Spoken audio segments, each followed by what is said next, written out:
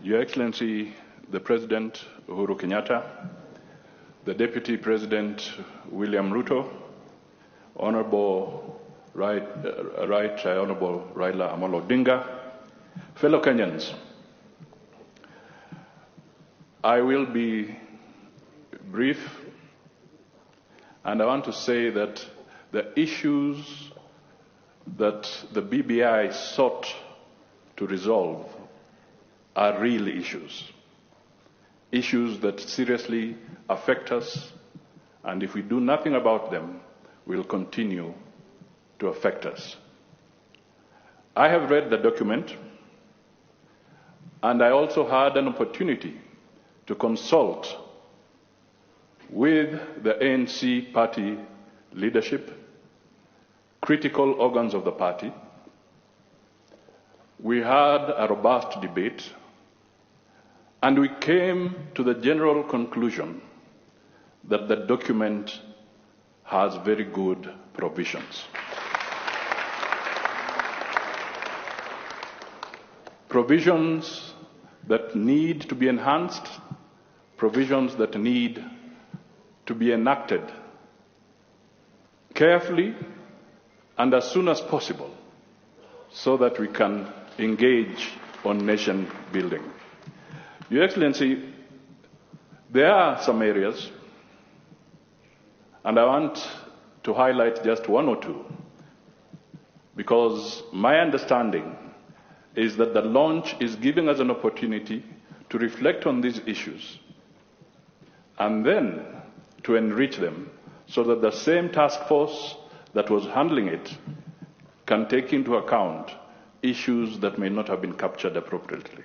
Indeed, a number of speakers have indicated there may be a few areas that require refining. Your Excellency, I think the strength of the Senate needs to be relooked at again. When it comes to matters devolution, after reading it, I think the articles that have been touched tend to remove or to downgrade the role of Senate when it comes to allocation of resources to the counties.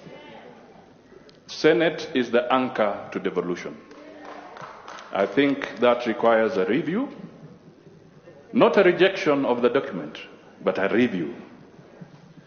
Your Excellency, the judiciary is independent. There's a very good provision recommending the appointment of the ombudsman to handle the issues of the judiciary. I think that is good. However, I strongly believe that in order to enhance the independence of the judiciary, that appointment should be made by the Chief Justice. Your Excellency, I'm making these points so that they can be looked at. The other point that I would like to make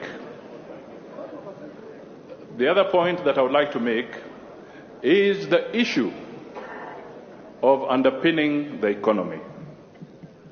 Your Excellency, you and I have the unique commonality of having served as ministers of finance.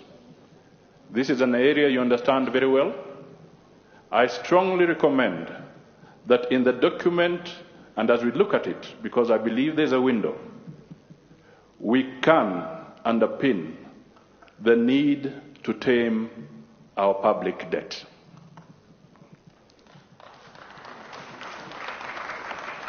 Your Excellency, this is important because the good provisions of increasing 15% to 35% will require resources. If the debt consumes too much of our resources, we shall again fail to serve the counties. That is critical. Finally, Your Excellency, I just wish to say that you have a mammoth task, we have a mammoth task.